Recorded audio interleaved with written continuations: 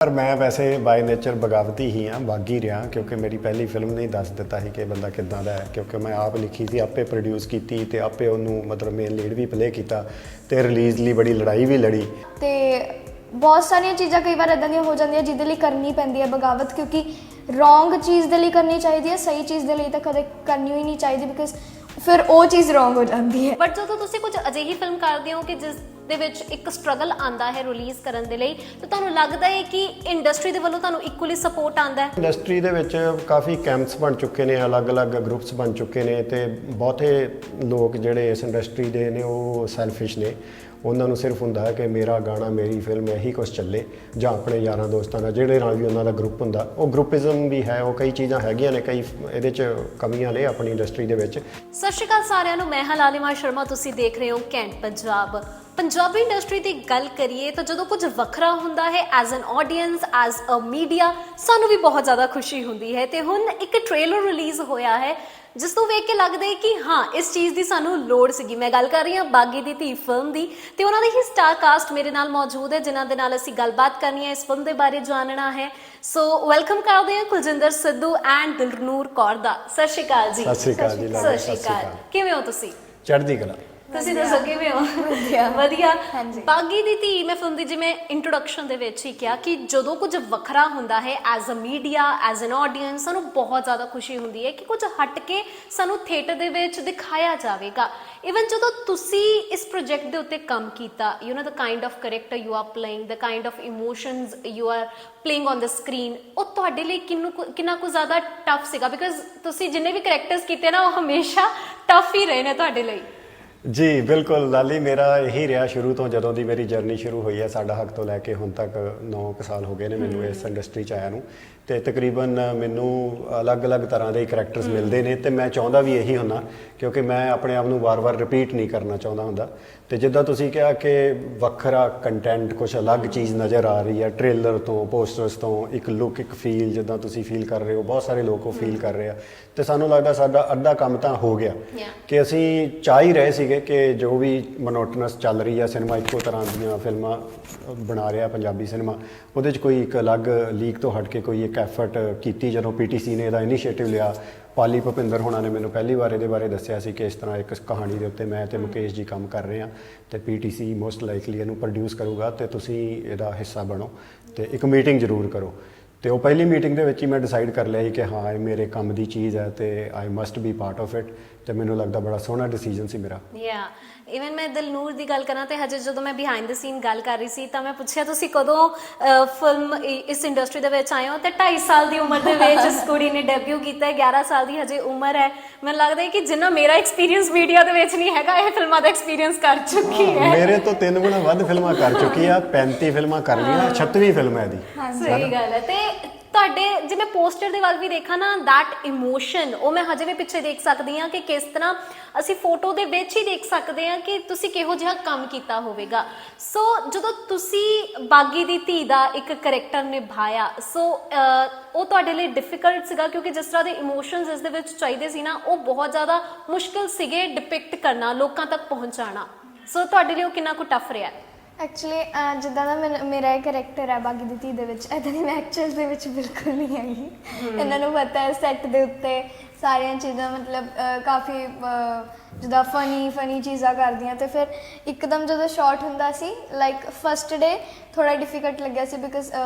ਜਿਹੜੀ ਮੇਰੀ ਅਸਲ ਦੇ ਵਿੱਚ ਲਾਈਫ ਆ ਉਹ ਤਾਂ ਜਮਾਂ ਹੀ ਹਟ ਕੇ ਕਰੈਕਟਰ ਕੀਤਾ, ਐਂਡ ਬਾਕੀ ਫਿਲਮਸ ਨਾਲ ਵੀ, ਤੇ ਫਸਟ ਟਾਈਮ ਇੱਦਾਂ ਦਾ ਕੋਈ ਕਰੈਕਟਰ ਕਰਨ ਲਈ ਮਿਲਿਆ, and I am very happy ਕਿ ਮੈਂ ਇੱਦਾਂ ਦੀ ਫਿਲਮ ਦਾ ਹਿੱਸਾ ਬਣੀ ਹਾਂ। I guess the kind of confidence she has right now, ਮੈਨੂੰ ਲੱਗਦਾ ਮੇਰੇ ਪੇਰੈਂਟਸ ਕਹਿਣਗੇ ਤੂੰ 11 ਸਾਲ ਦੀ ਉਮਰ 'ਚ ਕੀ ਕਰ ਰਹੀ ਸੀ, ਆਹ ਦੇਖ ਕੁੜੀ ਨੂੰ ਵੇਖ। ਇਵਨ ਬਹੁਤ ਸਾਰੇ ਪੇਰੈਂਟਸ ਕਹਿਣਗੇ ਕਿ ਆਹ ਦੇਖ ਇਸ ਉਮਰ 'ਚ ਕੀ ਕਰਦੀ ਪਈ ਹੈ। ਵੈਰੀ ਗਲੈਡ ਕਿ ਤੁਸੀਂ ਬਹੁਤ ਵਧੀਆ ਕੰਮ ਕਰ ਰਹੇ ਹੋ। ਜਿਵੇਂ ਟ੍ਰੇਲਰ ਦੀ ਗੱਲ ਕरें, ਇਸ ਦੇ ਵਿੱਚ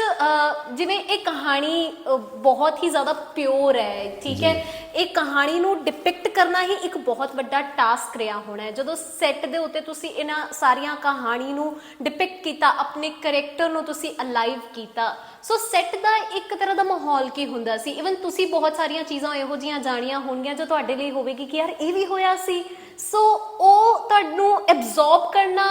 ਕਿੰਨਾ ਕੁ ਡਿਫਿਕਲਟ ਸੀਗਾ, ਐਂਡ ਕਿਸ ਤਰ੍ਹਾਂ ਤੁਸੀਂ ਐਬਜ਼ੌਰਬ ਕੀਤਾ ਉਹਨੂੰ? ਹਾਂ, ਮੇਰਾ ਜਿਹੜਾ ਫਰਸਟ ਡੇ ਸੀਗਾ ਸੈੱਟ ਤੇ, ਉਹ ਅਸੀਂ ਇੱਕ ਪੁਰਾਣਾ ਇੱਕ ਖੰਡਰ ਟਾਈਪ ਜੀ ਇੱਕ ਜਗ੍ਹਾ ਸੀਗੀ ਜਿੱਥੇ ਜਿਹੜਾ ਹਾਈਡ ਆਊਟ ਹੈ ਇਹਨਾਂ ਦਾ ਬੱਬਰਾਂ ਦਾ, ਤੇ ਉੱਥੇ ਜਿਹੜਾ ਹੈ ਮੇਰੇ ਸਾਥੀਆਂ ਨਾਲ ਇੱਕ ਮੀਟਿੰਗ ਹੈ ਜਿਹਦੇ ਵਿੱਚ ਮੇਰਾ ਪਹਿਲਾ ਦਿਨ ਮੇਰਾ ਸ਼ੂਟ ਦਾ ਉਹ ਸੀਗਾ। ਸੋ ਉਸ ਤੋਂ ਪਹਿਲਾਂ ਮੇਰੀ ਨਰੇਸ਼ਨ ਹੋ ਚੁੱਕੀ ਸੀਗੀ, ਮੁਕੇਸ਼ ਜੀ ਨੇ ਦਿੱਤੀ ਜਿਹੜੀ ਫਸਟ ਨਰੇਸ਼ਨ ਸੀ। ਉਸ ਤੋਂ ਬਾਅਦ ਸਕ੍ਰਿਪਟ ਵੀ ਮੇਰੇ ਕੋਲ ਆ ਗਈ। ਉਸ ਤੋਂ ਬਾਅਦ ਅਸੀਂ ਡਰੈਸ ਤੇ ਕਾਸਟਿਊਮ ਰਿਹਰਸਲਸ ਫੁੱਲ ਆਪਣਾ ਜੋ ਉਹਦਾ ਗੈਟਅਪ ਹੈ ਬਾਗੀ ਕ੍ਰਿਸ਼ਨ ਸਿੰਘ ਦਾ ਜਿਹੜਾ ਮੈਂ ਪਲੇ ਕਰ ਰਿਹਾ ਉਹ ਕਰ ਲਿਆ ਸੀ ਅਸੀਂ। ਤੇ ਆਲਰੇਡੀ ਮੈਨੂੰ 70-80% ਮੈਂ ਉਸ ਫੀਲ ਦੇ ਵਿੱਚ ਹੀ ਉਸ ਦਿਨ ਸੈੱਟ ਤੇ ਪਹੁੰਚਿਆ ਕਿ ਅੱਜ ਤੋਂ ਮੈਂ ਕੁਲਜਿੰਦਰ ਸਿੱਧੂ ਨਹੀਂ ਆ, ਅੱਜ ਤਾਂ ਬਾਗੀ ਕ੍ਰਿਸ਼ਨ ਸਿੰਘ ਹੈ। ਜਦੋਂ ਤੁਸੀਂ ਗੈਟਅਪ ਲੈਂਦੇ ਹੋ ਉਦੋਂ ਹੀ ਤੁਹਾਡੇ 'ਚੋਂ ਰੂਹ ਆ ਜਾਂਦੀ ਇੱਕ ਤਰੀਕੇ ਦੀ। ਤੇ ਉਹ ਫਿਰ ਜਦੋਂ ਉੱਥੇ ਸ਼ੁਰੂਆਤ ਕੀਤੀ, ਮੇਰੀ ਥੋੜੀ ਜਿਹੀ ਸਲਾਈਟਲੀ ਅਪਰੋਚ ਅਲੱਗ ਸੀ ਉਸ ਕਰੈਕਟਰ ਨੂੰ ਲੈ ਕੇ, ਤੇ ਮੁਕੇਸ਼ ਜੀ ਨੇ ਮੈਨੂੰ ਪੂਰੀ ਫਰੀडम ਦਿੱਤੀ ਜਿੱਦਾਂ ਮੈਂ ਉੱਥੇ ਪਰਫਾਰਮ ਕੀਤਾ। ਫਿਰ ਉਸ ਤੋਂ ਬਾਅਦ ਉਹਨਾਂ ਨੇ ਆਪਣੀਆਂ ਇਨਪੁਟਸ ਦਿੱਤੀਆਂ ਕਿ ਕੁਲਜਿੰਦਰ ਇਹਦੇ 'ਚ ਆਪਾਂ ਥੋੜੀ ਜਿਹੀ ਸੁਰਜੇ ਇੱਦਾਂ ਰੱਖੀਏ, ਮੇਰਾ ਜੋ ਵਿਜ਼ਨ ਹੈ ਇਸ ਕਰੈਕਟਰ ਨੂੰ ਲੈ ਕੇ ਇਹੋ ਜਿਹਾ। ਸੋ ਡਾਇਰੈਕਟਰ ਤੇ ਐਕਟਰ ਦੇ ਵਿੱਚ ਇੱਕ ਤਾਲਮੇਲ ਹੋਣਾ ਬੜਾ ਜ਼ਰੂਰੀ ਹੁੰਦਾ। ਫਿਰ ਮੈਂ ਉਹਨਾਂ ਦੀ ਗੱਲ ਨੂੰ ਸਮਝਿਆ, ਫੜਿਆ ਵੀ ਹਾਂ ਇਹ ਕਿੱਥੋਂ ਚਾਹ ਰਹੇ ਨੇ, ਮੈਂ ਇਸ ਕਰੈਕਟਰ ਨੂੰ ਕਿੱਦਾਂ, ਤੇ ਥੋੜੀ ਜਿਹੀ ਸਾਡੀ ਉਦੋਂ ਅਲਾਈਨਮੈਂਟ ਨਹੀਂ ਬਣੀ ਜਦੋਂ ਗੱਡੀ ਨਵੀਂ ਚੱਲਦੀ ਹੈ। ਤਾਂ ਉਹ ਫਿਰ ਉਹਨਾਂ ਤੋਂ ਬਰੀਫ ਤੋਂ ਬਾਅਦ ਉਹ ਫਿਰ ਸਾਡੀ ਐਸੀ ਚੱਲੀ ਚ ਕਿ ਜਿੱਦਾਂ ਸਾਈਕਲ ਦੇ 2 ਪਹੀਏ ਹੁੰਦੇ, ਬਸ ਉਹ ਫਿਰ ਚੱਲ ਹੀ ਰਿਹਾ। ਸੋ ਉਸ ਤੋਂ ਬਾਅਦ ਸਿਲਸਿਲਾ ਚਾਹੇ ਬੜੇ ਵਿੱਚ ਇੰਟੈਂਸ ਸੀਨ ਵੀ ਆਏ, ਜਿੱਦਾਂ ਤੁਸੀਂ ਉਹਦੇ ਤੇ ਟੌਰਚਰ ਦਾ ਸੀਨ ਦੇਖਦੇ ਹੋ ਟ੍ਰੇਲਰ ਵਿੱਚ, ਹੋਰ ਤਰ੍ਹਾਂ ਦੇ, ਕਿਤੇ ਜੋਸ਼ੀਲਾ ਹੈ ਬੰਦਾ, ਕਿਤੇ ਬਹੁਤ ਇੰਟੈਂਸ ਹੈ, ਕਿਤੇ ਫੈਮਿਲੀ ਆਪਣੀ ਬੱਚੀ ਪ੍ਰਤੀ ਬੜਾ ਉਹਦੇ ਅੰਦਰ ਪਿਆਰ ਹੈ, ਇਮੋਸ਼ਨਲ ਵੀ ਹੈ, ਕਿਉਂਕਿ ਜਿਹੜੇ ਵੀ ਬਾਗੀ ਸੂਰਮੇ ਸੀ ਉਹਨਾਂ ਦਾ ਪਿਆਰ ਤਾਂ ਸੀਗਾ ਹੀ ਪਰਿਵਾਰ ਨਾਲ ਵੀ। ਆਜ਼ਾਦੀ ਲਈ ਠੀਕ ਹੈ ਉਹਨਾਂ ਨੇ ਪ੍ਰਾਇੋਰਟੀ ਉਹ ਰੱਖੀ ਹੋਈ ਸੀ ਕਿ ਅਸੀਂ ਹੁਣ ਇਹਦੇ ਲਈ ਮਰਨਾ ਲੜਨਾ ਹੈ, ਪਰ ਫੈਮਿਲੀ ਦਾ ਇੱਕ ਅਟੈਚਮੈਂਟ, ਉਹ ਸਾਰੇ ਤਰ੍ਹਾਂ ਦੇ ਇਮੋਸ਼ਨ। ਸੋ ਇਸੇ ਤਰ੍ਹਾਂ ਹੀ ਇਹਦਾ ਵੀ ਕਰੈਕਟਰ ਹੈ, ਜਿੱਦਾਂ ਇਹ ਗੱਲ ਕਰ ਰਹੀ ਹੈ ਕਿ ਇਹਨੇ ਇਸ ਤੋਂ ਪਹਿਲਾਂ ਚੁਲਬੁਲੇ ਤੇ ਹਲਕੇ ਫੁਲਕੇ ਕਰੈਕਟਰ ਬੱਚਿਆਂ ਵਾਲੇ ਨਾਰਮਲੀ ਮਿਲਦੇ ਆ। ਸੋ ਇੰਨੀ ਘੱਟ ਏਜ ਵਿੱਚ ਇੰਨੀ ਇੰਟੈਂਸਿਟੀ ਦੇ ਨਾਲ ਉਹ ਕਰੈਕਟਰ ਪਲੇ ਕਰਨਾ, ਜੋਸ਼ ਵੀ ਹੈ। ਸੋ ਬਹੁਤ ਵੇਰੀਏਸ਼ਨਸ ਨੇ ਬਾਗੀ ਦੇ ਵਿੱਚ ਵੀ ਤੇ ਬਾਗੀ ਦੀ ਧੀ ਵਿੱਚ ਵੀ, ਤੇ ਉਹਨਾਂ ਦੀ ਬੌਂਡਿੰਗ ਤੇ ਉਹਨਾਂ ਦਾ ਵਿਛੜਨਾ ਮਿਲਣਾ, ਲੋਕਾਂ ਦਾ ਉਹਨਾਂ ਪ੍ਰਤੀ ਨਜ਼ਰੀਆ, ਉਹਨਾਂ ਦੇ ਰਿਸ਼ਤੇਦਾਰਾਂ ਦਾ ਉਹਨਾਂ ਪ੍ਰਤੀ ਨਜ਼ਰੀਆ, ਕਿ ਇੱਕ ਜਿਹੜਾ ਸੈਟਅਪ ਹੈ ਉਹ ਪੂਰਾ ਸਿਰਫ ਇਹ ਨਹੀਂ ਹੈ ਕਿ ਉਹਦੇ 'ਚ ਅੰਗਰੇਜ਼ਾਂ ਖਿਲਾਫ ਲੜਾਈ ਹੋ ਰਹੀ ਆ, ਉਹ ਲੜਾਈ ਚੱਲ ਰਹੀ ਹੈ ਬੈਕਡ੍ਰੌਪ 'ਚ, ਪਰ ਅਸਲ 'ਚ ਇਹਨਾਂ ਦੀ ਇਮੋਸ਼ਨਲ ਇੱਕ ਜਰਨੀ ਜਿਹੜੀ ਹੈ ਉਹ ਬੜੀ ਖੂਬਸੂਰਤ ਤਰੀਕੇ ਨਾਲ ਮੁਕੇਸ਼ ਜੀ ਨੇ ਦਿਖਾਈ ਇਸ ਫਿਲਮ 'ਚ। ਯਾ ਈਵਨ ਮੈਂ ਤੁਹਾਡੀ ਗੱਲ ਕਰਾਂ ਕਿ ਜਿਵੇਂ ਇਹਨਾਂ ਨੇ ਵੀ ਕਿਹਾ ਕਿ ਤੁਹਾਡਾ ਜਿਹੜਾ ਕਰੈਕਟਰ ਹੈ ਉਹ ਕਾਫੀ ਜ਼ਿਆਦਾ ਇੰਟੈਂਸ ਵੀ ਹੈਗਾ ਹੈ, ਤੁਸੀਂ ਜਿਹੜੇ ਹਜੇ ਰੋਲ ਕੀਤੇ ਨੇ ਉਹ ਥੋੜੇ ਚੁਲਬੁਲੇ ਵੀ ਹੋਣੇ ਆ, ਤੇ ਉਹਦਾ ਕੁਝ ਤੁਹਾਡੇ ਉੱਤੇ ਵੀ ਖਾਸ ਇੰਪੈਕਟ ਨਹੀਂ ਪਿਆ ਹੋਣਾ, ਬਟ ਇਸ ਕਰੈਕਟਰ ਦਾ ਤੁਹਾਡੇ ਰੀਅਲ ਲਾਈਫ ਦੇ ਉੱਤੇ ਬਹੁਤ ਖਾਸ ਇੰਪੈਕਟ ਪਿਆ ਹੋਣਾ ਜਦੋਂ ਤੁਸੀਂ ਇੱਕ ਕਰੈਕਟਰ ਕਰਕੇ ਘਰ ਜਾਂਦੇ ਸੀਗੇ। ਸੋ ਉਸ ਸਮੇਂ ਇਸ ਕਰੈਕਟਰ ਦਾ ਇੰਪੈਕਟ ਤੁਹਾਡੇ ਤੱਕ ਕਿੰਨਾ ਕੁ ਰਹਿੰਦਾ ਸੀ? ਬਿਕਾਜ਼ 11 ਸਾਲ ਦੀ ਉਮਰ ਦੇ ਵਿੱਚ ਇਸ ਤਰ੍ਹਾਂ ਦਾ ਕਰੈਕਟਰ ਕਰਨਾ ਬਹੁਤ ਵੱਡੀ ਗੱਲ ਹੈ। ਹਾਂ, ਵੈਸੇ ਕਈ ਕਰੈਕਟਰਸ ਕਈ ਆਰਟਿਸਟ ਲਈ ਇੱਦਾਂ ਦੇ ਹੁੰਦੇ ਆ ਜਿਹੜੇ ਉਹ ਬਹੁਤ ਕੋਸ਼ਿਸ਼ ਕਰਦੇ ਬਟ ਉਹ ਵਿੱਚੋਂ ਨਿਕਲਦੇ ਨਹੀਂ। ਤੇ ਆਫਟਰ ਮਤਲਬ ਆਈ ਥਿੰਕ ਸਾਡਾ 10 ਤੋਂ 15 ਦਿਨ ਦਾ ਸ਼ਡਿਊਲ ਸੀਗਾ, ਤੇ ਉਸ ਤੋਂ ਬਾਅਦ ਬਹੁਤ ਡਿਫਿਕਲਟ ਹੋ ਗਿਆ ਸੀ ਕਰੈਕਟਰ 'ਚੋਂ ਬਾਹਰ ਨਿਕਲਣਾ, ਬਟ ਥੋੜਾ ਟਾਈਮ ਲੱਗਿਆ ਸੀ। ਬਾਕੀ ਜਦੋਂ ਘਰੇ ਜਾਂਦੇ ਸੀ ਉਦੋਂ ਵੀ ਸੀਰੀਅਸ ਮੈਂ ਵੀ, ਫਿਰ ਸਾਰੇ ਜਾਣੇ ਪੁੱਛਦੇ ਸੀ ਕਿ ਇਹਨੂੰ ਕੀ ਹੋਇਆ, ਤੇ ਮੈਂ ਜਦੋਂ ਦੱਸਦੀ ਸੀ ਕਿ ਹਾਂ ਆਹ ਫਿਲਮ ਬਾਗੀ ਦੀ ਧੀ ਕਰ ਰਹੀ ਹੈ ਇਸ ਟਾਈਮ ਤੇ, ਤਾਂ ਫਿਰ ਥੋੜਾ ਉਹ ਹੁੰਦਾ ਸੀ, ਬਟ ਡਿਫਿਕਲਟ ਸੀ ਉਸ ਕਰੈਕਟਰ ਦੇ ਵਿੱਚੋਂ ਬਾਹਰ ਨਿਕਲਣਾ। ਤੁਸੀਂ ਇਹਦੇ ਨਾਲ ਪੂਰਾ ਕੋਪ ਅਪ ਕਿਵੇਂ ਕੀਤਾ ਹੈ? ਬਿਕਾਜ਼ ਜਿਸ ਤਰ੍ਹਾਂ ਤੁਸੀਂ ਕਿਹਾ ਕਿ ਉਸ ਕਰੈਕਟਰ ਤੋਂ ਬਾਹਰ ਨਿਕਲਣਾ ਬਹੁਤ ਡਿਫਿਕਲਟ ਸੀਗਾ, ਸੋ ਤੁਸੀਂ ਇਹਨਾਂ ਸਾਰੀਆਂ ਚੀਜ਼ਾਂ ਤੋਂ ਕੋਪ ਅਪ ਕਿਵੇਂ ਕੀਤਾ ਹੈ ਕਿ ਹਾਂ ਤੁਸੀਂ ਕਰੈਕਟਰ ਤੋਂ ਫਾਈਨਲੀ ਬਾਹਰ ਨਿਕਲ ਹੀ ਗਏ? ਉਹ ਤਾਂ ਫਿਰ ਜਦੋਂ ਨਾਰਮਲ ਲਾਈਫ ਇੱਕ ਵਾਰ ਫਿਰ ਉਸ ਸਟਾਰਟ ਹੋ ਗਈ, ਬਿਕਾਜ਼ ਜਦੋਂ ਸ਼ੂਟ ਚੱਲਦੀ ਹੁੰਦੀ ਹੈ ਤਾਂ ਫਿਰ ਇਹੀ ਹੁੰਦਾ ਹੈ ਕਿ ਬਸ ਹੁਣ ਸ਼ੂਟ ਚੱਲ ਰਹੀ ਹੈ, ਬਿਲਕੁਲ ਹੀ ਬਿਜ਼ੀ ਸ਼ਡਿਊਲ ਹੋ ਜਾਂਦਾ ਹੈ। ਕਈ ਵਾਰ ਸਾਰਿਆਂ ਨੂੰ ਹੀ ਸੈੱਟ 'ਤੇ ਪਤਾ ਸੀ, ਇੱਕ ਦਿਨ ਇੱਦਾਂ ਦਾ ਸੀਗਾ ਜਿੱਦਣ ਅਸੀਂ 10 ਵਜੇ ਸ਼ੂਟ ਸਟਾਰਟ ਕੀਤੀ ਸੀ ਸਵੇਰ ਦੇ,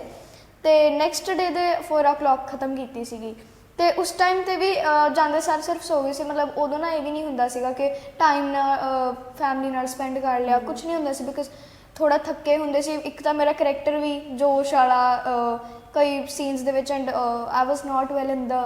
ਦਿਸ ਫਿਲਮ, ਜੋ ਉਹਨਾਂ ਨੇ ਦਿਖਾਇਆ ਸੀ ਕਿ ਮੈਂ ਠੀਕ ਨਹੀਂ ਰਹਿੰਦੀ ਹੈਗੀ, ਬੁਖਾਰ ਆਉਂਦਾ ਹੈ ਤੇ ਕਾਫੀ ਪ੍ਰੋਬਲਮਸ ਹੈ ਨਾ, ਉਹ ਵੀ ਉਹਦੇ ਜੋਸ਼ ਦੇ ਨਾਲ ਉਹ ਵੀ ਲੈ ਕੇ ਚੱਲਣਾ ਪੈਂਦਾ ਸੀ। ਫਿਰ ਉਹ ਕਾਫੀ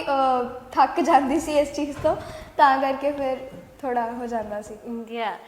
ਇਸ ਦੇ ਵਿੱਚ ਤੁਸੀਂ ਬਗਾਵਤ ਅੰਗਰੇਜ਼ਾਂ ਖਿਲਾਫ ਕਰ ਰਹੇ ਹੋ। ਸਾਨੂੰ ਸਾਰਿਆਂ ਨੂੰ ਪਤਾ ਹੈ ਕਿ 1947 ਤੋਂ ਪਹਿਲਾਂ ਬਹੁਤ ਸਾਰੀਆਂ ਇਹੋ ਜਿਹੀਆਂ ਕਹਾਣੀਆਂ ਸਾਡੇ ਸਾਹਮਣੇ ਆਈਆਂ ਨੇ ਕਿ ਬਗਾਵਤ ਬਹੁਤ ਹੋਈ ਹੈ ਅੰਗਰੇਜ਼ਾਂ ਦੇ ਖਿਲਾਫ। ਜੇ ਮੈਂ ਤੁਹਾਨੂੰ ਪੁੱਛਾਂ ਕਿ ਤੁਸੀਂ ਕਿਹਦੇ ਖਿਲਾਫ ਬਗਾਵਤ ਕਰਨੀ ਹੋਵੇਗੀ ਅੱਜ ਦੇ ਸਮੇਂ ਦੇ ਵਿੱਚ, ਤੇ ਕਿਹਦੇ ਖਿਲਾਫ ਬਗਾਵਤ ਕਰੋਗੇ? ਬੜਾ ਔਖਾ ਸਵਾਲ ਹੈ ਤੁਹਾਡਾ, ਪਰ ਮੈਂ ਵੈਸੇ ਬਾਈ ਨੇਚਰ ਬਗਾਵਤੀ ਹੀ ਹਾਂ, ਬਾਗੀ ਰਿਹਾ, ਕਿਉਂਕਿ ਮੇਰੀ ਪਹਿਲੀ ਫਿਲਮ ਨੇ ਹੀ ਦੱਸ ਦਿੱਤਾ ਸੀ ਕਿ ਬੰਦਾ ਕਿੱਦਾਂ ਦਾ ਹੈ, ਕਿਉਂਕਿ ਮੈਂ ਆਪ ਲਿਖੀ ਸੀ, ਆਪੇ ਪ੍ਰੋਡਿਊਸ ਕੀਤੀ ਤੇ ਆਪੇ ਉਹਨੂੰ ਮਤਲਬ ਮੇਨ ਲੀਡ ਵੀ ਪਲੇ ਕੀਤਾ ਤੇ ਰਿਲੀਜ਼ ਲਈ ਬੜੀ ਲੜਾਈ ਵੀ ਲੜੀ। ਔਰ ਲੜਾਈ ਜਿਹੜੀ ਸੀਗੀ ਉਹ ਪਹਿਲਾਂ ਸੈਂਸਰ ਦੇ ਖਿਲਾਫ ਸੀਗੀ, ਫਿਰ ਇੱਥੋਂ ਦੀ ਗਵਰਨਮੈਂਟ ਦੇ ਖਿਲਾਫ ਸੀਗੀ, ਪੂਰੀ ਐਂਟੀ ਐਸਟੈਬਲਿਸ਼ਮੈਂਟ ਮੈਂ ਚੱਲ ਰਿਹਾ ਸੀ ਕਿ ਕਿਉਂ ਨਹੀਂ ਆਪਾਂ ਇਹ ਗੱਲ ਕਹਿ ਸਕਦੇ ਜਦੋਂ ਸਾਡੇ ਕੋਲ ਫਰੀडम ਆਫ ਸਪੀਚ ਹੈਗਾ,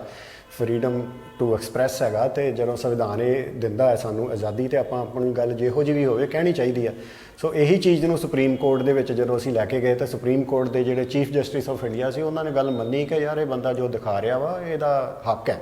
ਤੇ ਉਹ ਸਾਡਾ ਹੱਕ ਨੂੰ ਉਦੋਂ ਹੱਕ ਮਿਲਿਆ। ਸੋ ਮੇਰੀ ਬਗਾਵਤ ਜਿਹੜੀ ਸੀ ਉੱਥੋਂ ਸ਼ੁਰੂ ਹੋ ਗਈ ਸੀ ਇੱਕ ਤਰੀਕੇ ਨਾਲ ਪਬਲਿਕਲੀ, ਪਰ ਪਬਲਿਕਲੀ ਫਿਗਰ ਬਣ ਤੋਂ ਪਹਿਲਾਂ ਵੀ ਮੇਰੀ ਨੇਚਰ ਸੁਭਾਅ ਦੇ ਵਿੱਚ ਆ ਕਿ ਕੁਝ ਅਲੱਗ ਕਰਨਾ, ਜਿਹੜਾ ਵੀ ਕਿਤੇ ਇਸ ਵੇਲੇ ਕਿਸਾਨ ਮੋਰਚੇ ਦੇ ਵਿੱਚ ਵੀ ਮੈਂ ਕਾਫੀ ਵੱਧ ਚੜ ਕੇ ਹਿੱਸਾ ਲੈਂਦਾ ਰਿਹਾ, ਭਾਵੇਂ ਕਿ ਬਹੁਤ ਸਾਰੇ ਕਲਾਕਾਰਾਂ ਨੇ ਲਿਆ ਹਿੱਸਾ ਉਹਦੇ ਵਿੱਚ। ਸੋ ਉਹ ਤੁਹਾਡੀਆਂ ਚੀਜ਼ਾਂ ਹੁੰਦੀਆਂ ਕਿ ਜਿਹੜੀਆਂ ਤੁਹਾਡਾ ਇੱਕ ਪਾਰਟ ਆਫ ਉਹ ਕਰੈਕਟਰ ਹੁੰਦਾ ਤੁਹਾਡਾ ਵਿੱਚ ਇਹ ਆ ਕਿ ਤੁਸੀਂ ਆਪਣੇ ਸਮਾਜ ਪ੍ਰਤੀ ਖੜਦੇ ਹੋ ਕਿ ਸਿਰਫ ਸੈਲਫਿਸ਼ ਹੋ। ਸੈਲਫਿਸ਼ ਬੰਦਾ ਹੁੰਦਾ ਆਪਣੇ ਆਪ ਤੱਕ, ਰੋਜ਼ੀ ਰੋਟੀ ਤੱਕ, ਕਿ ਮੈਂ ਕੰਮ ਕੀਤਾ ਫਿਲਮਾਂ ਦੇ ਵਿੱਚ ਤੇ ਉਸ ਤੋਂ ਬਾਅਦ ਫੇਮ ਲਿਆ ਤੇ ਘਰੇ ਬਹਿ ਗਿਆ ਤੇ ਉਹ ਫੇਮ ਨੂੰ ਲੋਕਾਂ ਲਈ ਵਰਤਿਆ ਨਹੀਂ।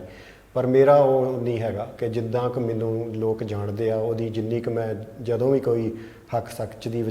ਆਵਾਜ਼ ਉਠਾਉਣੀ ਹੁੰਦੀ ਆ, ਚਾਹੇ ਉਹ ਕਿਸੇ ਦੇ ਵੀ ਖਿਲਾਫ ਹੋਵੇ, ਚਾਹੇ ਕਿਸੇ ਵੀ ਗਵਰਨਮੈਂਟ ਦੇ ਖਿਲਾਫ ਹੋਵੇ, ਮੈਂ ਚੱਕਦਾ। ਸੋ ਇਹ ਮੇਰੇ 'ਚ ਹੈਗਾ। ਯਾ ਜਦੋਂ ਆਪਾਂ ਦੇਖ ਰਹੇ ਹਾਂ ਕਿ ਇੰਡਸਟਰੀ ਦੇ ਵਿੱਚ ਇੱਕੋ ਵਰਗੀਆਂ ਫਿਲਮਾਂ ਬਣ ਰਹੀਆਂ ਨੇ ਤੇ ਇੱਕ ਪਾਸੇ ਸ਼ਿਕਾਇਤ ਵੀ ਕੀਤੀ ਜਾਂਦੀ ਹੈ ਕਿ ਆਡੀਅנס ਕਿਉਂ ਫਿਲਮ ਦੇਖਣ ਨਹੀਂ ਜਾ ਰਹੀ, ਕਿਉਂਕਿ ਆਡੀਅנס ਨੇ ਆਪਣਾ ਮਾਈਂਡ ਕਲੀਅਰ ਕਰ ਦਿੱਤਾ ਹੈ ਕਿ ਜੇ ਤੁਸੀਂ ਸਾਨੂੰ ਇਹੀ ਰੈਪੀਟੀਟਿਵ ਕੰਟੈਂਟ ਦਿਖਾਓਗੇ ਅਸੀਂ ਤੁਹਾਡੇ ਕੋਲ ਨਹੀਂ ਆਵਾਂਗੇ, ਤੁਸੀਂ ਕੁਝ ਵੱਖਰਾ ਕਰੋ, ਅਸੀਂ ਦੌੜੇ ਆਵਾਂਗੇ। ਕਿਉਂਕਿ ਇਸ ਸਮੇਂ ਜਿਹੜੀ ਆਡੀਅנס ਹੈ ਉਹ ਸਿਰਫ ਕੰਟੈਂਟ ਭਾਲ ਰਹੀ ਹੈ, ਕੁਆਲਿਟੀ ਕੰਟੈਂਟ ਭਾਲ ਰਹੀ ਹੈ। ਸੋ ਇਸ ਇੰਡਸਟਰੀ ਦੇ ਵਿੱਚ ਜਿਹੜਾ ਰੈਪੀਟੀਟਿਵ ਕੰਟੈਂਟ ਬਣਦਾ ਹੈ ਉਸ ਦੇ ਵਿੱਚ ਤੁਸੀਂ ਇੱਕ ਆਪਣੀ ਵੱਖਰੀ ਲੇਨ ਲੈ ਕੇ ਤੁਰੇ ਹੋ, ਕਿ ਤੁਹਾਡੇ ਲਈ ਇਹ ਥੋੜਾ ਮੁਸ਼ਕਿਲ ਨਹੀਂ ਹੁੰਦਾ ਕਿ ਤੁਹਾਨੂੰ ਕਿਸੇ ਨੇ ਕਿਹਾ ਨਹੀਂ ਹੋਣਾ ਕਿ ਬਾਈ ਇਹੋ ਜਿਹੀਆਂ ਫਿਲਮਾਂ ਨਾ ਕਰ, ਕਿਉਂਕਿ ਤੁਹਾਡੇ ਹਿੱਸੇ ਇੱਕ ਵੀ ਕਾਮੇਡੀ ਫਿਲਮ ਨਹੀਂ ਹੈਗੀ, ਇੱਕ ਵੀ ਇਹੋ ਜਿਹੀ ਫਿਲਮ ਨਹੀਂ ਹੈਗੀ ਜਿਸ ਨੂੰ ਅਸੀਂ ਰੈਪੀਟੀਟਿਵ ਕੰਟੈਂਟ ਕਹਿੰਦੇ ਹਾਂ। ਸੋ ਉਹ ਤੁਹਾਡੇ ਲਈ ਇਸ ਇੰਡਸਟਰੀ ਦੇ ਵਿੱਚ ਮੁਸ਼ਕਿਲ ਨਹੀਂ ਹੁੰਦਾ? ਹਾਂ, ਦੇਖੋ ਮੇਰੀ ਪਹਿਚਾਣ ਹੀ ਉਹ ਬਣ ਗਈ ਹੈ ਪਹਿਲੀ ਫਿਲਮ ਤੋਂ ਹੀ, ਸਾਡਾ ਹੱਕ ਤੋਂ ਹੀ, ਕਿਉਂਕਿ ਉਸ ਵੇਲੇ ਵੀ ਮੈਨੂੰ ਬਹੁਤ ਲੋਕਾਂ ਨੇ ਡਿਸਕਰੇਜ ਕੀਤਾ ਸੀ ਕਿ ਤੂੰ ਕਿਹੜੀ ਸਟੋਰੀ ਕਹਿਣ ਲੱਗਾ। ਪਹਿਲੀ ਗੱਲ ਤਾਂ ਇਹ ਤੇਰੀ ਫਿਲਮ ਬਣ ਨਹੀਂ ਦੇਣੀ ਕਿਸੇ ਨੇ, ਬਣ ਗਈ ਕਿਸੇ ਨੇ ਰਿਲੀਜ਼ ਨਹੀਂ ਹੋਣ ਦੇਣੀ, ਰਿਲੀਜ਼ ਵੀ ਹੋ ਗਈ ਤੇ ਇਹਨੂੰ ਦੇਖੂ ਕੌਣ? ਮਤਲਬ ਉਹਦੇ ਤੇ ਵੀ ਸਵਾਲ ਉੱਠੇ ਸੀਗੇ ਕਿ ਲੀਕ ਤੋਂ ਹਟ ਕੇ ਕੰਟੈਂਟ ਸੀਗਾ ਉਹ ਵੀ। ਉਸ ਤੋਂ ਬਾਅਦ ਮੇਰੀ ਯੋਧਾ ਫਿਲਮ ਆਈ, ਉਸ ਤੋਂ ਬਾਅਦ ਵੀ ਜਿੰਨੀਆਂ ਮੈਂ ਫਿਲਮਾਂ ਕੀਤੀਆਂ ਅਲੱਗ-ਅਲੱਗ ਤਰ੍ਹਾਂ ਦੀਆਂ, ਪਿੱਛੇ ਜੇ ਜਮਰੌਦ ਫਿਲਮ ਆਈ ਜਾਂ ਅਸੀਸ ਸੀਗੀ, ਜਾਂ ਉਹਦੇ ਵਿੱਚ ਸ਼ਰੀਕ ਫਿਲਮ ਵੀ ਵਿੱਚ ਵੀ ਮੇਰਾ ਜੋ ਕਿਰਦਾਰ ਸੀਗਾ, ਪੰਜਾਬ ਸਿੰਘ, ਜਿੱਦਾਂ ਵੀ ਮੈਂ ਕਿਰਦਾਰ ਕੀਤੇ, ਜਿਹੋ ਜਿਹੀਆਂ ਵੀ ਫਿਲਮਾਂ ਸੀ ਉਹ ਸਾਰੀਆਂ ਹੀ ਲੀਕ ਤੋਂ ਹਟ ਕੇ ਸੀ। ਕੁਝ ਲੋਕਾਂ ਨੇ ਪ੍ਰਵਾਨ ਕੀਤੀਆਂ, ਕੁਝ ਨਹੀਂ ਵੀ ਪ੍ਰਵਾਨ ਕੀਤੀਆਂ, ਪਰ ਮੈਂ ਇਸ ਜਰਨੀ ਦੇ ਵਿੱਚ ਖੁਸ਼ ਹਾਂ। ਮੈਂ ਕਦੀ ਵੀ ਇਹ ਰਿਸਕ ਲੈਣ ਤੋਂ ਨਹੀਂ ਡਰਿਆ ਕਿ ਯਾਰ ਹੁਣ ਬਾਗੀ ਦੀ ਧੀ ਫਿਲਮ ਮੈਂ ਜੇ ਕਰ ਰਿਹਾ ਤੇ ਇਹਨੂੰ ਬਾਕਸ ਆਫਿਸ ਤੇ ਜਾਂਦੇ ਹੀ ਪਹਿਲੇ ਦਿਨ ਹੀ ਜੇ ਫਲॉप ਹੋ ਗਈ ਤੇ ਕੀ ਬਣੂਗਾ। ਸੋ ਮੈਂ ਉਹ ਰਿਸਕ ਦੀ ਪਰਵਾਹ ਨਹੀਂ ਕਰਦਾ ਕਦੀ ਵੀ ਐਜ਼ ਐਨ ਐਕਟਰ। ਉਹ ਪਰਵਾਹ ਹਾਲਾਂਕਿ ਪ੍ਰੋਡਿਊਸਰ ਦੇ ਲਈ ਉਹੀ ਸਾਰੀ ਗੱਲ ਬਹੁਤ ਵੱਡੀ ਮੈਟਰ ਕਰਦੀ ਹੁੰਦੀ ਹੈ, ਪ੍ਰੋਡਿਊਸਰ ਦਾ ਪੈਸਾ ਲੱਗਾ ਹੁੰਦਾ, ਉਹਦੇ ਲਈ ਇਹ ਬਿਜ਼ਨਸ ਹੈ। ਪਰ ਮੇਰੇ ਲਈ ਬਤੌਰ ਐਕਟਰ ਇਹ ਹੁੰਦਾ ਹੈ ਕਿ ਜੇ ਕੋਈ ਬੰਦਾ ਇਹਦੇ ਤੇ ਕੰਟੈਂਟ ਦੇ ਉੱਪਰ ਜਾਂ ਇਸ ਕਨਸੈਪਟ ਦੇ ਉੱਪਰ ਪੈਸੇ ਲਗਾ ਰਿਹਾ, ਮੈਨੂੰ ਉਹਦਾ ਹਿੱਸਾ ਬਣਾ ਰਿਹਾ, ਤਾਂ ਮੈਂ ਉਹਦੇ ਨਾਲ ਪੂਰੀ ਜ਼ਿੰਮੇਵਾਰੀ ਦੇ ਨਾਲ ਖੜਦਾ। ਉਸ ਹਿਸਾਬ ਨਾਲ ਆਪਣੇ ਬਜਟ ਵੀ ਆਲਟਰ ਕਰ ਲਈਦੇ ਆ ਕਿ ਠੀਕ ਹੈ ਤੁਸੀਂ ਇੱਕ ਨਵੀਂ ਚੀਜ਼ ਲੈ ਕੇ ਆ ਰਹੇ ਹੋ, ਠੀਕ ਹੈ ਆਪਾਂ ਕਮਰਸ਼ੀਅਲ ਸਿਨੇਮਾ ਕਰਦੇ ਹਾਂ, ਉਹਦੇ 'ਚ ਸਾਡੀ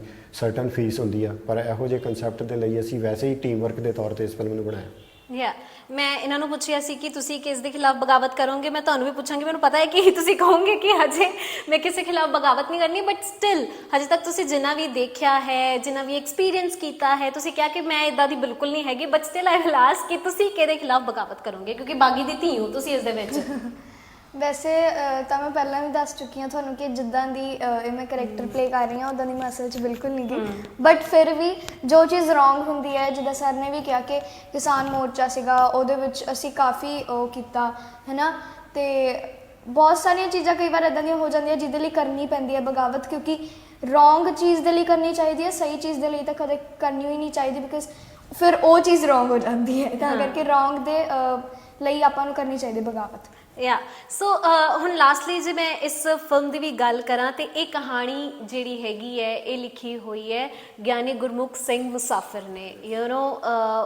ਬਹੁਤ ਖੂਬਸੂਰਤ ਤਰੀਕੇ ਦੇ ਨਾਲ ਇਸ ਕਹਾਣੀ ਨੂੰ ਲਿਖਿਆ ਵੀ ਗਿਆ ਸੀਗਾ ਤੇ ਉਹਨਾਂ ਦੀ ਓਰੀਜਨਲ ਰਿਟਨ ਸਟੋਰੀ ਤੁਸੀਂ ਇਸ ਦੇ ਵਿੱਚ ਪੂਰੀ ਤਰ੍ਹਾਂ ਦੇ ਨਾਲ ਡਿਪਿਕਟ ਕੀਤੀ ਹੈ but I will ask you ਕਿ ਜਦੋਂ ਇੱਕ ਪਿਓਰ ਚੀਜ਼ ਨੂੰ ਅਸੀਂ ਸਿਨੇਮਾ ਦੇ ਉੱਤੇ ਲੈ ਕੇ ਆ ਰਹੇ ਹਾਂ ਬਹੁਤ ਸਾਰੇ ਲੋਕ ਹੋਣਗੇ ਜਿਨ੍ਹਾਂ ਨੇ ਇਸ ਕਹਾਣੀ ਦੇ ਬਾਰੇ ਸ਼ਾਇਦ ਨਹੀਂ ਜਾਣਿਆ ਹੋਵੇਗਾ ਅੱਜ ਦੀ ਯੂਥ ਨੂੰ ਲੈ ਲਈਏ ਆਪਾਂ ਸੋ ਇੱਕ ਇਹੋ ਜਿਹੇ ਪਿਓਰ ਚੀਜ਼ ਨੂੰ ਜਦੋਂ ਅਸੀਂ ਵੱਡੇ ਪਰਦੇ ਦੇ ਉੱਤੇ ਦਿਖਾ ਰਹੇ ਹਾਂ ਕਿ ਬਹੁਤ ਵੱਡੀ ਰਿਸਪੌਂਸਿਬਿਲਿਟੀ ਵੀ ਆ ਜਾਂਦੀ ਹੈ ਤਾਂ ਤੁਸੀਂ ਇਸ ਚੀਜ਼ ਦਾ ਕਿੰਨਾ ਕੁ ਖਿਆਲ ਰੱਖਿਆ ਹੈ ਦੇਖੋ ਇਹ ਡਾਇਰੈਕਟਰ ਦਾ ਟੇਕ ਸੀਗਾ ਕਿਉਂਕਿ ਡਾਇਰੈਕਟਰ ਮੀਡੀਅਮ ਹੁੰਦਾ ਸਿਨੇਮਾ ਤੇ ਡਾਇਰੈਕਟਰ ਨੇ ਜਦੋਂ ਇਹ ਬਾਗੀ ਦੀ ਧੀ ਕਹਾਣੀ ਸੁਣੀ ਤੇ ਉਹਨਾਂ ਨੂੰ ਪਤਾ ਸੀ ਇਹਦੇ ਬਾਰੇ ਮੁਕੇਸ਼ ਗੌਤਮ ਹੁਣਾਂ ਨੂੰ ਤੇ ਪਾਲੀ ਭੁਪਿੰਦਰ ਹੁਣਾਂ ਨੇ ਇਹਦੇ ਉੱਤੇ ਪਲੇ ਕੀਤਾ ਹੋਇਆ ਸੀਗਾ ਟੀਮ ਕਿੱਦਾਂ ਬਣੀ ਮੈਂ ਦੱਸਣ ਲੱਗਾ ਤੁਹਾਨੂੰ ਟੀਮ ਇਸ ਤਰ੍ਹਾਂ ਬਣੀ ਕਿ ਪਾਲੀ ਭੁਪਿੰਦਰ ਹੁਣਾਂ ਨੇ ਇੱਕ ਪਲੇ ਲਿਖਿਆ ਸੀ ਤਾਂ ਕਿ ਸਨਦ ਰਹੇ ਇਨਸਪਾਇਰਡ ਸੀਗਾ ਇਸ ਕਹਾਣੀ ਤੋਂ ਤੇ ਜਦੋਂ ਤੁਸੀਂ ਕਹਾਣੀ ਨੂੰ ਸਟੇਜ ਤੇ ਲੈ ਕੇ ਜਾਂਦੇ ਹੋ ਮੀਡੀਅਮ ਜਦੋਂ ਚੇਂਜ ਹੁੰਦਾ ਤੁਹਾਨੂੰ ਬਹੁਤ ਸਾਰਾ ਉਹਦੇ ਵਿੱਚ ਡਰਾਮਾ ਕਈ ਚੀਜ਼ਾਂ ਐਲੀਮੈਂਟ ਐਡ ਆਨ ਕਰਨੇ ਪੈਂਦੇ ਆ ਫਿਰ ਉਹੀ ਚੀਜ਼ ਨੂੰ ਪਲੇ ਨੂੰ ਅੱਗੇ ਫਰਦਰ ਤੁਸੀਂ ਸਿਨੇਮੇ ਵਿੱਚ ਲੈ ਕੇ ਜਾਂਦੇ ਹੋ ਹੋਰ ਕਈ ਚੀਜ਼ਾਂ ਅਪ ਐਂਡ ਡਾਊਨ ਹੁੰਦੀਆਂ ਨੇ ਸੋ ਕਹਾਣੀ ਦਾ ਜਿਹੜਾ ਸੋਲ ਜਿਹੜੀ ਆਤਮਾ ਹੈ ਉਹ ਬਿਲਕੁਲ ਉਹੀ ਹੈ ਬਾਗੀ ਦੀ ਧੀ ਜੋ ਓਰੀਜਨਲੀ ਜਿੱਦਾਂ ਤੁਸੀਂ ਕਿਹਾ ਗੁਰਮੁਖ ਸਿੰਘ ਮੁਸਾਫਿਰ ਉਹਨਾਂ ਨੇ ਲਿਖੀ ਇਹਦਾ ਹੁਣ ਸਕਰੀਨ ਪਲੇ ਫਿਲਮ ਦੇ ਹਿਸਾਬ ਨਾਲ ਪਾਲੀ ਹੁਣਾਂ ਨੇ ਲਿਖਿਆ ਡਾਇਲੌਗਸ ਉਹਨਾਂ ਨੇ ਲਿਖੇ ਕੁਝ ਚੀਜ਼ਾਂ ਸਿਨੇਮੈਟਿਕ ਲਿਬਰਟੀ ਲੈਂਦੇ ਹੋਏ ਅਸੀਂ ਉਹਦੇ 'ਚ ਐਡ ਆਨ ਕੀਤੀਆਂ ਤੇ ਉਹਨਾਂ ਦੀ ਫੈਮਿਲੀ ਨੂੰ ਵੀ ਇਹ ਫਿਲਮ ਅਸੀਂ ਦਿਖਾਈ ਕਿਉਂਕਿ ਉਹ ਵੀ ਬੜੇ ਕੰਸਰਨ ਸੀ ਕਿ ਓਰੀਜਨਲ ਕਹਾਣੀ ਜਿਹੜੀ ਹੈ ਉਹਦੇ ਨਾਲ ਤੋੜ ਫੋੜ ਛੇੜਛਾੜ ਬਹੁਤ ਜ਼ਿਆਦਾ ਨਾ ਹੋਵੇ ਕਿ ਉਹਦੀ ਆਤਮਾ ਹੀ ਮਰ ਜੇ ਸੋ ਆਤਮਾ ਉਹੀ ਹੈ ਜਿਨ੍ਹਾਂ ਨੂੰ ਬਾਗੀ ਦੀ ਧੀ ਕਹਾਣੀ ਪਤਾ ਹੈ ਉਹਨਾਂ ਨੂੰ ਪੂਰੀ ਫੀਲ ਉਹੀ ਆਏਗੀ ਤੇ ਜਿਨ੍ਹਾਂ ਨੂੰ ਨਹੀਂ ਵੀ ਪਤਾ ਨਵੀਂ ਜਨਰੇਸ਼ਨ ਨੂੰ ਉਹਦੇ ਵੀ ਇਹ ਫਿਲਮ ਜਿਹੜੀ ਹੈ ਇੱਕਦਮ ਬਹੁਤ ਸਾਰੇ ਇਮੋਸ਼ਨਸ ਦੇ ਵਿੱਚੋਂ ਤੁਹਾਨੂੰ ਲੈ ਕੇ ਜਾਊਗੀ ਇੱਕ ਜਰਨੀ 'ਚੋਂ ਤੁਹਾਡੇ ਰੌਂਗਟੇ ਖੜੇ ਹੋਣਗੇ ਕਿਤੇ ਤੁਸੀਂ ਰੋਓਗੇ ਕਿਤੇ ਤੁਸੀਂ ਹੱਸੋਗੇ ਵੀ ਥੋੜ੍ਹਾ ਬਹੁਤ ਪਰ ਇੱਕ ਜਰਨੀ ਹੈ ਜਿਹੜੀ ਤੁਹਾਨੂੰ ਐਂਡ ਆਫ ਦੀ ਫਿਲਮ ਤੁਸੀਂ ਹਲਕੇ ਫੁਲਕੇ ਫੀਲ ਕਰੋਗੇ ਕਿ ਯਾਰ ਇੱਦਾਂ ਦੇ ਸਾਡੇ ਯੋਧੇ ਸੀ ਏਡੇ ਬਹਾਦਰ ਤੇ ਅਸੀਂ ਉਹਨਾਂ ਦੇ ਵਾਰਿਸ ਹਾਂ ਤੁਹਾਡੇ ਅੰਦਰ ਇੱਕ ਪ੍ਰਾਊਡ ਵਾਲੀ ਫੀਲ ਲੈ ਕੇ ਤੁਸੀਂ ਨਿਕਲੋਗੇ ਇਸ ਫਿਲਮ ਦੇਖਣ ਤੋਂ ਬਾਅਦ ਜੀ ਤੇ ਮੈਂ ਇੱਕ ਹੋਰ ਸਵਾਲ ਤੁਹਾਨੂੰ ਜ਼ਰੂਰ ਪੁੱਛਣਾ ਹੈ ਕਿ ਜਿੱਦਾਂ ਇਸ ਵਿੱਚ ਗੱਲ ਹੋਈ ਨਾ ਕਿ ਤੁਹਾਡੀ ਪਹਿਲਾਂ ਸਾਡਾ ਹੱਕ ਫਿਲਮ ਆਈ ਸੀਗੀ ਜਿਸ ਦੇ ਲਈ ਤੁਸੀਂ ਬਹੁਤ ਜ਼ਿਆਦਾ ਸਟਰਗਲ ਵੀ ਕੀਤਾ ਹੈ ਰਿਲੀਜ਼ ਦੇ ਲਈ ਤੇ ਤੁਸੀਂ ਇਹੋ ਜਿਹੀ ਫਿਲਮਾਂ ਕਰਦੇ ਆਏ ਹੈਗੇ ਹੋ ਕਿ ਜੋ ਇੱਕ ਤਰ੍ਹਾਂ ਦੇ ਨਾਲ ਵੱਖਰੀ ਹੁੰਦੀ ਹੈ ਬਟ ਜਦੋਂ ਤੁਸੀਂ ਕੁਝ ਅਜਿਹੀ ਫਿਲਮ ਕਰਦੇ ਹੋ ਕਿ ਜਿਸ ਦੇ ਵਿੱਚ ਇੱਕ ਸਟਰਗਲ ਆਂਦਾ ਹੈ ਰਿਲੀਜ਼ ਕਰਨ ਦੇ ਲਈ ਤਾਂ ਤੁਹਾਨੂੰ ਲੱਗਦਾ ਹੈ ਕਿ ਇੰਡਸਟਰੀ ਦੇ ਵੱਲੋਂ ਤੁਹਾਨੂੰ ਇਕੁਅਲੀ ਸਪੋਰਟ ਆਂਦਾ ਹੈ ਕਿਉਂਕਿ ਮੈਂ ਇੱਕ ਹੋਰ ਫਿਲਮ ਦੀ ਗੱਲ ਕਰ ਰਹੀ ਸੀ ਪਿੱਛੇ ਮੈਂ ਫਿਲਮ ਦਾ ਨਾਮ ਨਹੀਂ ਲਵਾਂਗੀ ਤਾਂ ਉਹਨਾਂ ਨੇ ਕਿਹਾ ਸੀ ਕਿ ਮੈਨੂੰ ਇੰਡਸਟਰੀ ਦਾ ਸਪੋਰਟ ਨਹੀਂ ਮਿਲਿਆ ਜੇ ਮਿਲਿਆ ਹੁੰਦਾ ਤਾਂ ਮੇਰੀ ਫਿਲਮ ਰਿਲੀਜ਼ ਹੋ ਜਾਂਦੀ ਇੰਨੀ ਜ਼ਿਆਦਾ ਸਟਰਗਲ ਨਹੀਂ ਕਰਦੀ ਸੋ ਤੁਹਾਡਾ ਇਸ ਦੇ ਉੱਤੇ ਕੀ ਟੇਕ ਹੈ ਹਾਂ ਇੰਡਸਟਰੀ ਦਾ ਦੇਖੋ ਇੰਡਸਟਰੀ ਦੇ ਵਿੱਚ ਕਾਫੀ ਕੈਂਪਸ ਬਣ ਚੁੱਕੇ ਨੇ ਅਲੱਗ-ਅਲੱਗ ਗਰੁੱਪਸ ਬਣ ਚੁੱਕੇ ਨੇ ਤੇ ਬਹੁਤੇ ਲੋਕ ਜਿਹੜੇ ਇਸ ਇੰਡਸਟਰੀ ਦੇ ਨੇ ਉਹ ਸੈਲਫਿਸ਼ ਨੇ ਉਹਨਾਂ ਨੂੰ ਸਿਰਫ ਹੁੰਦਾ ਹੈ ਕਿ ਮੇਰਾ ਗਾਣਾ ਮੇਰੀ ਫਿਲਮ ਇਹੀ ਕੁਛ ਚੱਲੇ ਜਾਂ ਆਪਣੇ ਯਾਰਾਂ ਦੋਸਤਾਂ ਨਾਲ ਜਿਹੜੇ ਨਾਲ ਵੀ ਉਹਨਾਂ ਦਾ ਗਰੁੱਪ ਹੁੰਦਾ ਉਹ ਗਰੁੱਪਿਜ਼ਮ ਵੀ ਹੈ ਉਹ ਕਈ ਚੀਜ਼ਾਂ ਹੈਗੀਆਂ ਨੇ ਕਈ ਇਹਦੇ 'ਚ ਕਮੀਆਂ ਨੇ ਆਪਣੀ ਇੰਡਸਟਰੀ ਦੇ ਵਿੱਚ ਕਿਉਂਕਿ ਆਪਾਂ ਐਜ਼ ਪੰਜਾਬੀ ਨਹੀਂ ਸੋਚਦੇ ਆਪਾਂ ਆਪਣੇ ਆਪ ਨੂੰ ਆਪਣੇ ਦਾਇਰੇ ਦੇ ਵਿੱਚ ਰੱਖ ਕੇ ਸੋਚਦੇ ਹਾਂ ਪਰ ਜਦੋਂ ਇਹੋ ਜਿਹਾ ਕੋਈ ਕੰਟੈਂਟ ਆਉਂਦਾ ਜਦੋਂ ਸਾਡਾ ਹੱਕ ਆਈ ਸੀ ਉਦੋਂ ਸਾਰੇ ਪੰਜਾਬੀ ਉਹਦੇ ਪਿੱਛੇ ਖੜ ਗਏ ਸੀ ਪੰਜਾਬੀ ਖੜ ਗਏ ਸੀ ਤੇ ਪੰਜਾਬੀਆਂ ਦੇ ਨਾਲ ਫਿਰ ਐਕਟਰਾਂ ਨੂੰ ਵੀ ਉਹਦੇ ਪਿੱਛੇ ਖੜਨਾ ਪਿਆ ਕਿ ਇੱਕ ਕਾਜ਼ ਹੈ ਇਹਦੇ ਲਈ ਆਪਾਂ ਸਪੋਰਟ ਕਰੀਏ ਇਟਸ ਨਾਟ ਅ ਫਿਲਮ ਸੋ ਸਾਰਿਆਂ ਨੇ ਆਪਣੀਆਂ ਫਿਲਮਾਂ ਅੱਗੇ ਪਿੱਛੇ ਕੀਤੀਆਂ ਡੇਟਸ ਚੇਂਜ ਕੀਤੀਆਂ ਐਂਡ ਜਿੰਨੇ ਵੀ ਟੌਪ ਦੇ ਤੁਸੀਂ ਅੱਜ ਸਿਨੇਮਾ ਪੰਜਾਬੀ ਸਿਨੇਮਾ ਦੇ ਨਾਮ ਨੇ ਦਲਜੀਤ ਗਿੱਪੀ ਅਮਰਿੰਦਰ ਸਾਰਿਆਂ ਨੇ ਉਹਦੀ ਸਪੋਰਟ ਕੀਤੀ ਵੀਡੀਓ ਬਾਈਟਸ ਕੀਤੀਆਂ ਕਿ ਇਹ ਫਿਲਮ ਜਿਹੜੀ ਆ ਅਸੀਂ ਇਹਦੀ ਸਪੋਰਟ ਕਰਦੇ ਰਿਲੀਜ਼ ਹੋਣੀ ਚਾਹੀਦੀ ਆ ਸੋ ਕਦੀ ਕਦੀ ਇਹੋ ਜਿਹਾ ਮਾਹੌਲ ਵੀ ਬਣਦਾ ਜਦੋਂ ਪੰਜਾਬੀ ਦਰਸ਼ਕ ਹੀ ਆਪਣੇ ਜਿਹੜੇ ਫੈਨਸ ਨੇ ਆਪਣੇ ਆਰਟਿਸਟਾਂ ਨੂੰ ਮਜਬੂਰ ਕਰ ਦਿੰਦੇ ਕਿ ਇਸ ਕੰਟੈਂਟ ਦੀ ਤੁਸੀਂ ਸਪੋਰਟ ਕਰੋ ਸੋ ਬਾਗੀ ਦਾ ਧੀ ਵੀ ਇੱਕ ਇਹੋ ਜਿਹਾ ਕੰਟੈਂਟ ਹੈ ਜਿਹਦੀ ਹਰ ਐਕਟਰ ਨੂੰ ਹਰ ਪ੍ਰੋਡਿਊਸਰ ਨੂੰ ਹਰ ਡਾਇਰੈਕਟਰ ਨੂੰ ਹਰ ਰਾਈਟਰ ਨੂੰ ਸਪੋਰਟ ਕਰਨੀ ਚਾਹੀਦੀ ਹੈ ਪਰ ਅਜੇ ਤੱਕ ਉਹ ਸਪੋਰਟ ਨਹੀਂ ਨਜ਼ਰ ਆਈ ਪਰ ਉਮੀਦ ਕਰਦੇ ਹਾਂ ਕਿ ਸ਼ਾਇਦ ਇਹ ਦੇਖਣ ਤੋਂ ਬਾਅਦ ਫਿਲਮ ਜਦੋਂ ਰਿਲੀਜ਼ ਹੁੰਦੀ ਹੈ ਉਸ ਤੋਂ ਬਾਅਦ ਸਪੋਰਟ ਆਵੇ ਪਰ ਇਹੋ ਜਿਹੇ ਕੰਟੈਂਟ ਦੀ ਸਪੋਰਟ ਆਉਣੀ ਚਾਹੀਦੀ ਚਾਰੇ ਪਾਸਿਓਂ ਤੁਸੀਂ ਕਿਸੇ ਨੂੰ ਕਿਹਾ ਕਿ ਕੰਟੈਂਟ ਨੂੰ ਸਪੋਰਟ ਕਰੋ ਜਾਂ ਫਿਰ ਕਿਸੇ ਨੂੰ ਅਪਰੋਚ ਕੀਤਾ ਤੁਸੀਂ ਕਿ ਤੁਸੀਂ ਮਤਲਬ ਆਪਣੇ ਆਪ ਕਹਿ ਰਹੇ ਹੋ ਕਿ ਕੋਈ ਆਟੋਮੈਟਿਕਲੀ ਕਰੇ ਸਪੋਰਟ ਨਹੀਂ ਪੀਟੀਸੀ ਵੱਲੋਂ ਸਾਰਿਆਂ ਨੂੰ ਆਰਟਿਸਟਾਂ ਨੂੰ ਅਪਰੋਚ ਹੋ ਰਹੀ ਆ ਉਹਨਾਂ ਦਾ ਕਿਉਂਕਿ ਪ੍ਰੋਡਕਸ਼ਨ ਹਾਊਸ ਹੈ ਐਂਡ ਆਪਣੇ ਆਪ 'ਚ ਵੱਡਾ ਬੈਨਰ ਵੀ ਹੈ ਸੋ ਉਹਨਾਂ ਦੇ ਵੱਲੋਂ ਇਹ ਜਾ ਰਿਹਾ ਮੈਂ ਹੋਰ ਹਫ਼ਤਾ ਤੱਕ ਜਦੋਂ ਹਫ਼ਤੇ ਤੋਂ ਪਹਿਲਾਂ ਉਦੋਂ ਬਹੁਤ ਸਾਰੇ ਮੇਰੇ ਜਿਹੜੇ ਦੋਸਤ ਮਿੱਤਰ ਨੇ ਇੰਡਸਟਰੀ ਦੇ ਵਿੱਚ ਜਿਨ੍ਹਾਂ ਦੇ ਉੱਤੇ ਮੈਨੂੰ ਮਾਣ ਹੈ ਕਿ ਇਹ ਬੰਦੇ ਸਪੋਰਟ ਕਰ ਸਕਦੇ ਮੇਰੀ ਸੋ ਮੈਂ ਵੀ ਉਹਨਾਂ ਨੂੰ ਆਪਣੇ ਤੌਰ ਤੇ ਅਪਰੋਚ ਕਰੂੰਗਾ ਕਿ ਇਹ ਕੰਟੈਂਟ ਨੂੰ ਵੱਧ ਤੋਂ ਵੱਧ ਸਪਰੈਡ ਕੀਤਾ ਜਾਵੇ